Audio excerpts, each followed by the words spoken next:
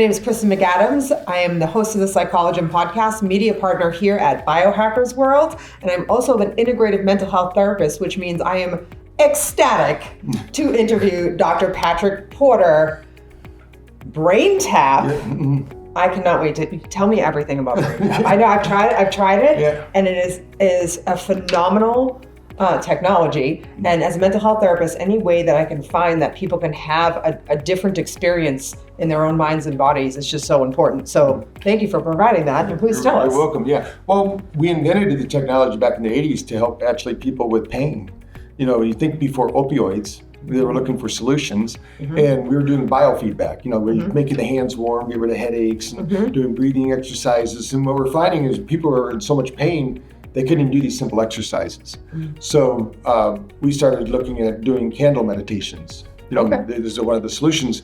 And what we found was that this was way before people started talking about epigenetics and that. We didn't know what was happening, but the brain would actually sync to an alpha state. And my dad was a Silva instructor, so that was a big deal. If you get somebody to alpha, we know if you get them to alpha, their headaches are going to go away. Their pain in their body is going to go away because the body has a naturally releasing analgesia that happens when you're in those states. And if you get too high beta, that's why people in high stress can have more pain because pain only happens in one brainwave state. Beta. You don't feel pain in the other.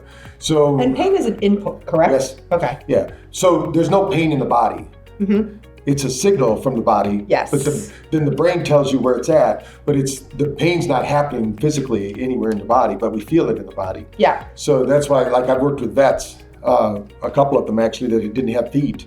One guy, he didn't have a right foot, but every time he went to the second floor building, he would get excruciating pain. And when we did the therapy with him, this is where I was in private practice, we found out that he had lost his legs jumping out of a helicopter at about 2 stories.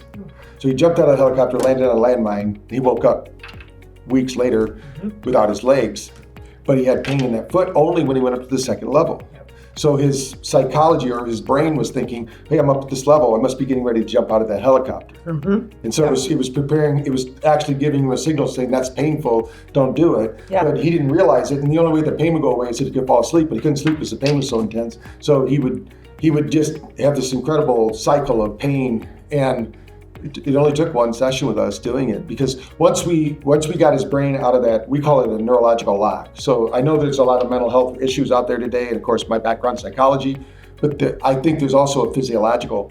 Now we're here at the Biohacking World because we know that your physiology affects your psychology. Of course, right? Symbiotic relationship, they're inseparable. So we know people, you know, they go start working out, eating healthy, and all of a sudden they become a positive person.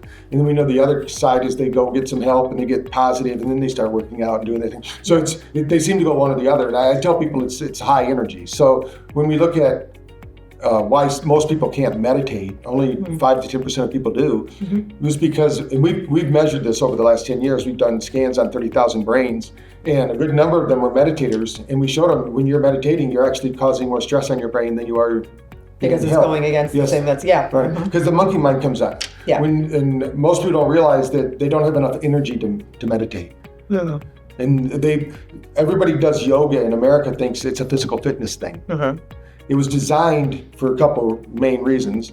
The number one reason was to keep the royalty so they could have sex, to make sure. One of the things I work on is nervous system embodiment for people. Awesome. And we talk about nervous system flexibility, right? Because a lot of people get locked into that state, and they, especially with addiction and things like that, right? You kind of seek out this repetitive experience that is imprinted, much like, the person that jumped the 2 stories. So you get that imprint, and then you seek out that same kind of pattern because it's familiar, but the nervous system doesn't know if something's good or bad. It's just imprinted. So I kind of look at the nervous system as being the top of the waterfall. So something like BrainTap actually gives you that new experience, right? So that you can develop that nervous system flexibility and you can have a new embodied experience. We actually have it in our neurocheck. We can measure sympathetic, parasympathetic, and neurohormonal activity. It should be a third. Like when people are doing it over time, when you're younger, it's always a third, but as we get stressed out, and so we show people their energy levels. And we tell them, I have a saying, I borrowed it from Mike Tyson, so everybody has a plan until they get hit, right?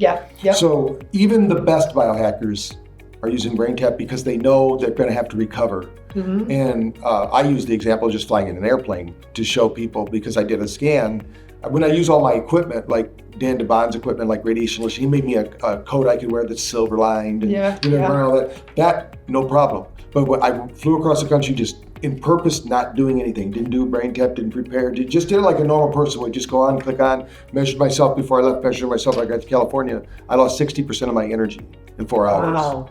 And so you think about that, somebody's running around in stress, this chronic low-level stress that people are under, that's why they get home and they pass out. Yep. They don't have no energy left. Right. So, and they don't have energy to meditate. You know, you probably heard the expression, my kids are too tired to sleep. Mm-hmm.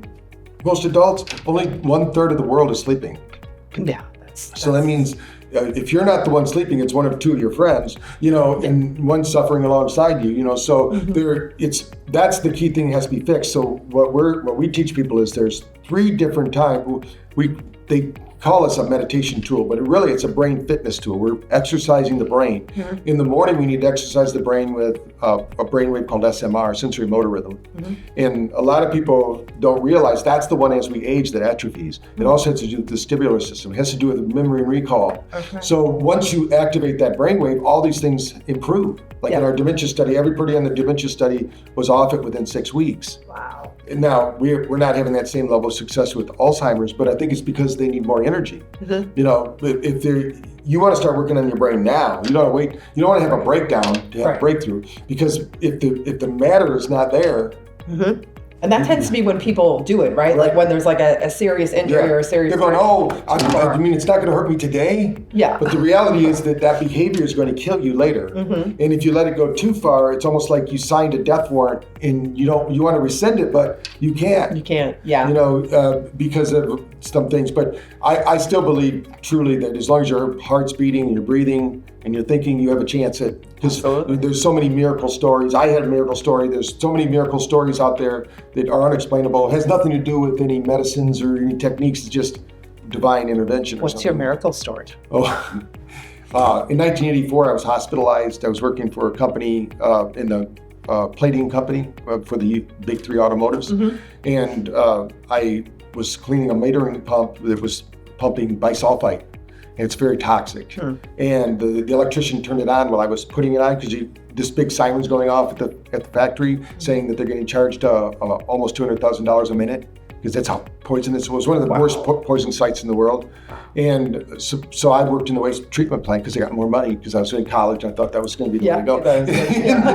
So I didn't know it was so dangerous, you know. Yeah. And so I go in the hospital, and I'm in the hospital for a number of days. And I'm just getting worse and worse and worse. I got to the point where they thought I had full-blown Parkinson's. I couldn't. They're diagnosing it with all kinds of stuff, right? Yeah. And then they say there's something in my bloodstream, they can't get it out. They're going to do a blood transfusion. Well, my sister in Silva, they talk about your guides. Mm-hmm. You know, that you have guides and teachers with you. And she says, Patrick, I'm going to send my guides to heal you tonight.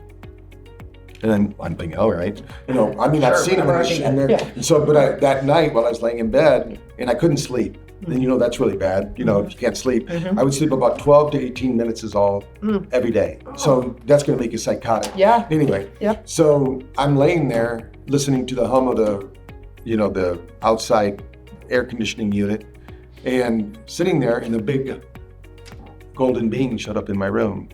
And I was Catholic. I didn't know what this thing was. I'd never heard of anything metaphysical. You know, I personally, I didn't even know Jewish people were alive. You know, that's how good a job they did on me with the Catholic Church. You know, so much. Right. And so I'm sitting there, and all I hear in my head is go to sleep.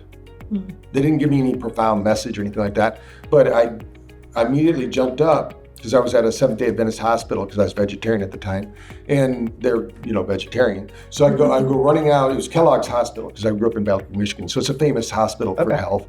And so I go to the phone. I called my sister, and I said, Shelly, don't send your guys to see me. It scared the hell out of me.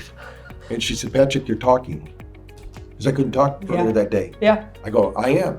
Because I could always hear it in my head, but I just couldn't get my body to do it. Couldn't say it, yeah. And then she goes, well, what did you hear? And I said, they just told me to go to sleep. She says, well, go in and go to sleep.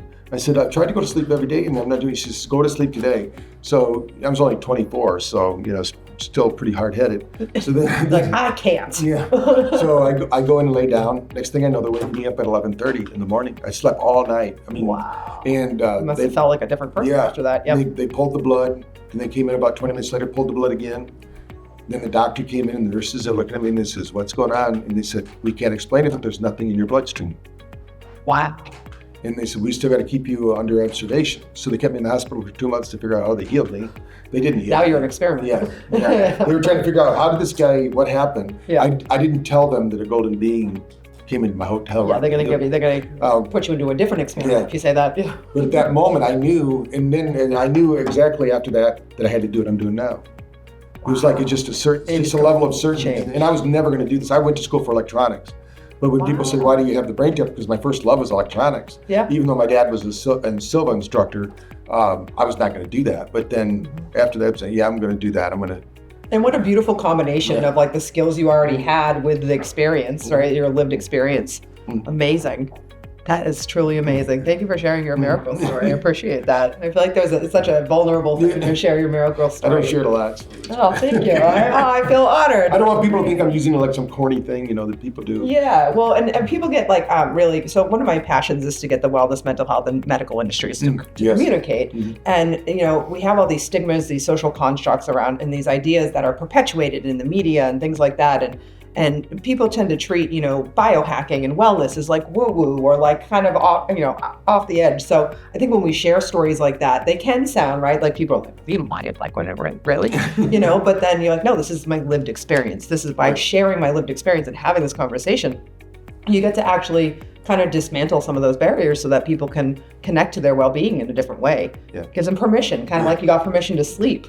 Yeah, I think it was about 14 years ago. I was trying to get into a neurological conference, and they had to, approve you or whatever. So you got to apply. Yeah, then I had an interview with them, had to get CE credits and things like that. And the guy goes, I don't think we're interested. Your device seems more like a toy. Oh. And then so I'm going, wow, I didn't realize that. But then his daughter had her child that was autistic, and she had heard that BrainTap had helped with autism before. So I said, yeah, we can do that. So we sent our unit. Within 2 months, the guy that told me they didn't want me there is calling me up saying, can you tell me a little bit more about your device? Because my grandson stopped speaking. As soon as you get their alpha up to about 23%, 90% of kids will speak that have no verbal skills. And people think they have to learn to speak. You don't have to learn to speak. You didn't learn to speak when you were a baby. Right. Your subconscious knew how to do it, and it's basically, I tell people, all these brainwaves we're talking about are like Wi-Fi networks. If they're not operating, the body isn't operating. So alpha has to do with memory and recall. It's a timeless brainwave, really. I mean, you go back and get any memory at any time. It's not fixed in time. And if you stay in alpha too long, time itself will be suspended. That's why Einstein said, hey, if you're around a beautiful woman for an hour, it seems like a minute. If you're sitting on a hot stove for a minute, it seems like an hour. So it's what are you doing with your time? And they say as we age, the reason time flies is because we're not building new neural pathways. We're just taking the same neural pathways. So you're repeating the same consistent things over and over. So that's why doing something new, novel and different to create that neuroplasticity is important. I never knew that was because of the brainwave itself. Yeah. Interesting. And so many people, so another thing I like to work on is with women specifically, right, is they get locked into these produce, perfect, performs, the consistency, right? And again, with addiction, right, you have the same pattern over and over. If you can introduce a new experience. So how does BrainTap tap into those alpha waves? Well, we're going to use light, sound, and vibration to mirror that. And you're here because your ancestors and all their genetics made it this far. So they obviously had the best acuity. They could see, hear, smell, experience life.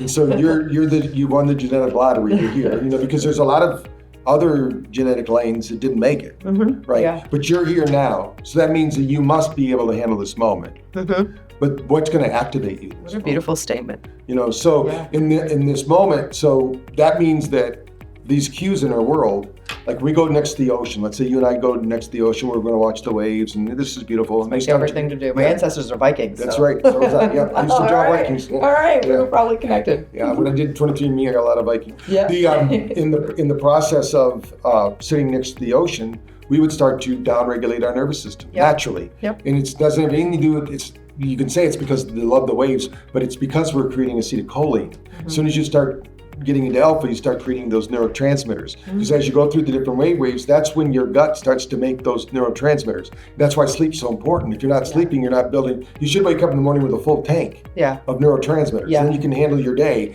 If you got a bad night's sleep, you might wake up with only 10% of your neurotransmitters. Those are gone by 11. Yeah, that's usually what happens to me at conferences. I'm only waking up on quarter full. Right. So if we go to the mountains, for instance, and I still remember Varun out of Ames Bhopal, we had taken somebody on stage and a guru, we measured their brain, he did a brain map, showed what it was. We took somebody from the audience that had never meditated before, put them on there, and we matched their brain waves.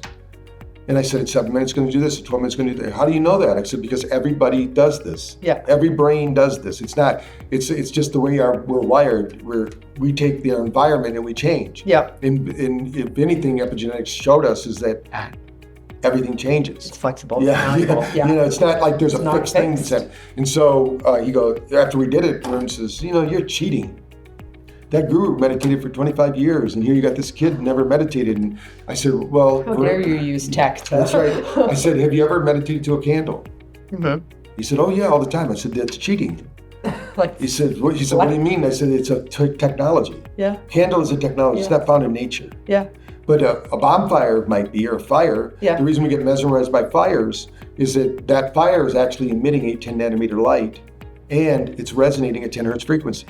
So it's sound, light, and frequency and vibration, right? So our nervous systems vibrate, right? And so does it vibrate in relationship to the different brainwave states? Is that what creates? Well, what happened is there's a harmony of all those. Like Dr. Najir did it through auricular points. We use those at BrainTap too. We have light in the ears that uses photobiomodulation to give you the 7 different Nogier frequencies, because the body, what he showed in iridology was he could put it through whether it be a stick or seed or something to get that acupuncture point. But the body is connected in so many ways. It's like holographic is what they say. So we can affect the feet by hitting auricular points in the ears and things like that. So lungs, kidney, liver, In our doctors, we have 4,000 clinics using BrainTap, and a good number of them use lasers, right? So they were doing this laser therapy on the ears for this autistic kid. And I thought, and they said it was really hard getting him to stay and all that. And I said, I wonder if we built, now what they look like now is a lot nicer, but we built a crude setup, and these kids that are nonverbal, they're understanding. They're just not able to, and I understand that because what happened to me. In my head I could do it, but I couldn't get my body to do it. And but what we find is that when these kids start to mirror this, because our cells are always listening to the environment and mirroring them. So that vibratory nervous system you're talking about, it's vibrating at once. And have you ever seen a tuning fork? You hit a fork here, bing, and this one's 432, bing, bing, this one starts shaking because it's got the resonance. So that's the way our brain works. In some ways, but it works like interpersonal neurobiology, right? You're picking up on other people's frequencies. We also do. The shedding came out during COVID. Everybody thought, oh, the shedding. We've been shedding since the dawn of history. Our body is emitting 8-10 nanometer light, and within that's all the information of who you are. So even though we're sitting here talking on a conscious level, this is only one level of our communication. There's a deeper level where our cells are dancing and talking and having these conversations, and we don't even know about it. Because there's going to be quantum entanglement now, because we're now in a movie together or a film. So all these linked things forever. Yes, that's right. Dr. Ford is my new best friend. So all this is happening, and it's actually being broadcast by our nervous system. And if you stay, every cell has a transmitter and receiver. And when you think about even our sun is projecting information to our body. That's why if we don't get to sleep by 10, we don't make as much melatonin. If we don't get to bed by 11, we don't clean our liver. If we don't get to bed by 2, we don't reset our nervous system. There's like a literal clock based on light. So the circadian rhythm is very important. So in the process, I think one of the most underprescribed nutrients on earth is light. Because people stay in the house. The lights we're under here in the hotel are not John Ott lights, the full spectrum lights. These are the cheapest they can get to put in this room. Oh yeah, I had my blue blockers on all week. So all this is influencing us, and also we need a lot of light.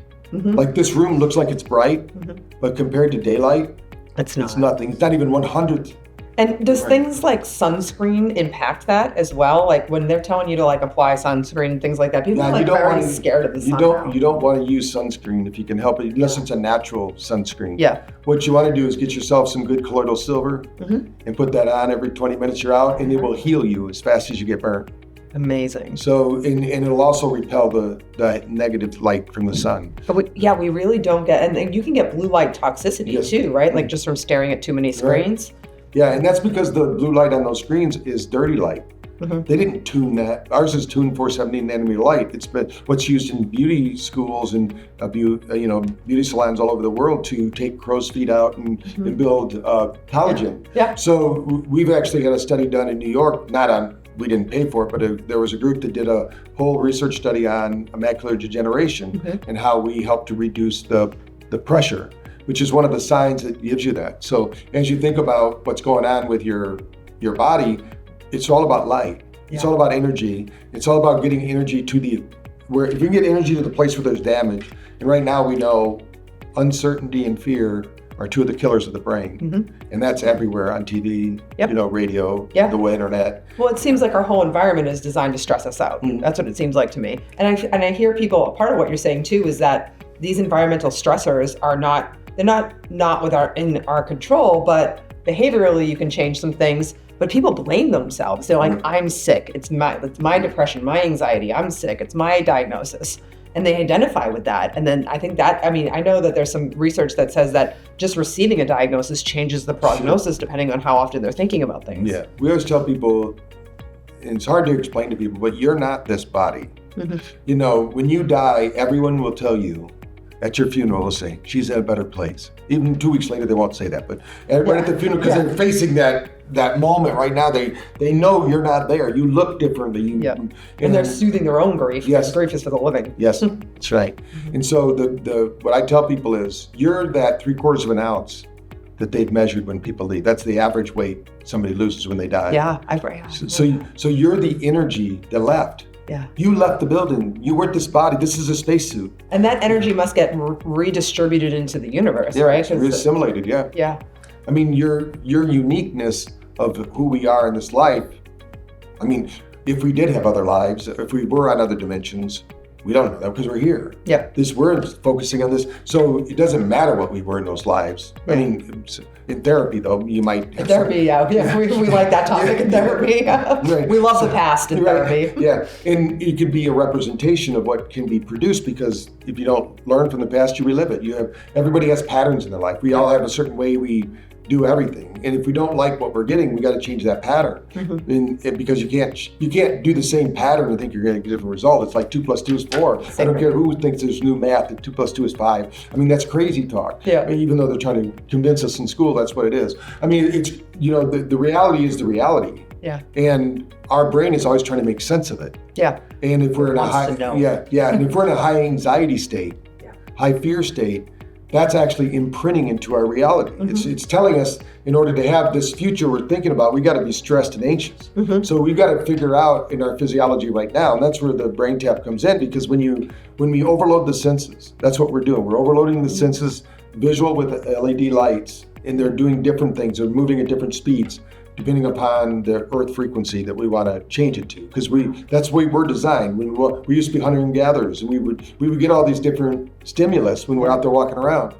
And then, so as you do that, as you tune into that, the brain will change its environment. So then you got to find out, what in my environment needs to change? Because we know if we do BrainTap and they say they're eating right, they're exercising, but they're still not getting the health they want, it might be mold.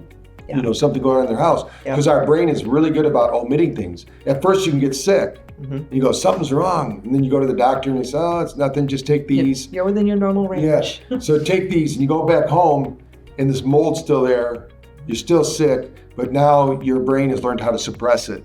And you're still living in the soup. And then 10 years later, when you've got this massive buildup of mold in your lungs and everything, you got to get rid of it, you're going, Well, why didn't my body tell me? Well, it was telling you. It was. You weren't listening. Yeah, and that's why really learning to read those signals, right? Because the way I explain it to my clients, right, is that the body signals, but we cover it up. Yeah. Right? We're like distractions, other people, the internet, whatever, and that's going to get louder. Right. And everyone's like, why am I having a panic attack? And it's like, well, you didn't listen to those original signals. You were covering them up with all kinds of stuff. So. Right. And if you don't take the time to do some kind of mindfulness practice or just sit back, relax, and review your day and process your future, your body's going to find a way to do it. Yeah. It's going to break you down. It's going to stop you dead in your tracks, right? Yeah, it's going to lay you out. That's why everybody has a miracle story, because somebody got laid out. And, Yep. The world is conspiring with us for our greatest success. We just don't know it. We just don't know. We can't. Yeah, we feel like we don't know how to kind of like Matthew 10 or whatever. It says, all things are working toward good. When you're having something bad happen to you, you can't see the good. But I tell people, whatever the dark night of the soul is for you, congratulations, you realize you're in the dark night of the soul. Yeah. If you can get through it, on the other end is your superpower. Wow. But you got to get through this. Yeah. Every superhero had to go through their night. They didn't believe in themselves. They didn't think they had Hero's journey. Joseph. Yep. Yeah. Right. So there's only, I think, 142 different ways somebody can live their life. They figured this out before. 142? Something like, and they teach this in drama class, because when you play different personality types, they have the archetype. Yeah. And it's spooky. Yeah. The way that it is, everybody fits into them. And it's so interesting, because I always tell people, right, like, you're the only person that has had the exact combination of your genetics and your experiences. But that being said, we're all still human, and we all still have these same operating systems that we can connect through and have the same sort of results from if we experience the novelty, experience the meditation, experience the stillness, and that nervous system flexibility, or that interpersonal neurobiology. And it's been really cool at this conference, because we've talked a lot about connection. Yeah. That's been a main theme, and they've really threaded through the wellness, medicine, and mental health without stigmatizing any one field, and that's really beautiful. That's been really cool. I love that BrainTap does that too. Like, you're so representative of this field, and I know you're like, Dr. Bard is a legend in this field. Like, he's famous. Okay, so that is so important to where we're moving in the future. So what are your hopes for the future for things moving forward, and what barriers do you see? I think we're going to see more of this technology in schools as they realize that a proper functioning nervous system means smarter kids. It makes sense, but they have to change the whole diet structure. Get big pharma out of business, out of schools. Yeah. I think that we're going to see, personally, on a personal basis, I think every home will have a BrainTap, because we're getting so much educational information back, and they can use it for brain prep. You can use it just for stress reduction.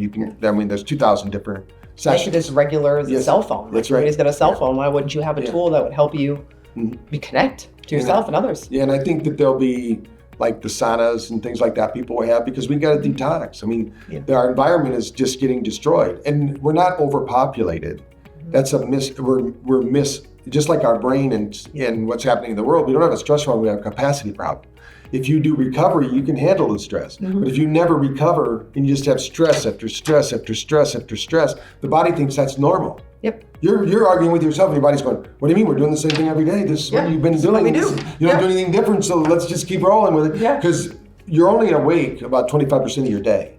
Yeah, that makes sense to me. The rest of the time, you go unconscious. Yeah. You're just doing things automatically. And you go, did I do that? Did I put my glasses over there? Did I have a drink of water? Did I drive across town? All these things are happening because you let your subconscious run the show. Yeah. And that's the truth. That's who's running the show. And Bruce Lipton, in his book, Biology Belief, he tells you that 95% of what happens to you is ran by your subconscious mind. But most people are using their 5% brain to try to change everything. Thinking that's the whole picture. It'd be like going to the front desk administrator at your medical clinic and telling you wanted some procedures. They would say, you got to go see the boss. You got to see the doctor. Yeah.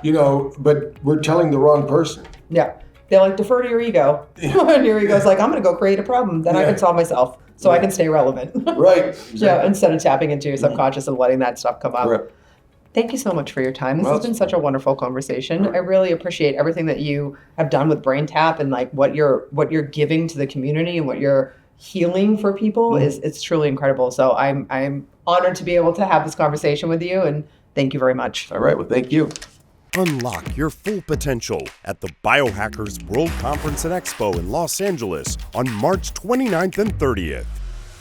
Connect with leaders in health optimization, learn the secrets to longevity, boost your performance, and dive into the latest biohacking and wellness innovations. Don't miss out. Tickets are going fast.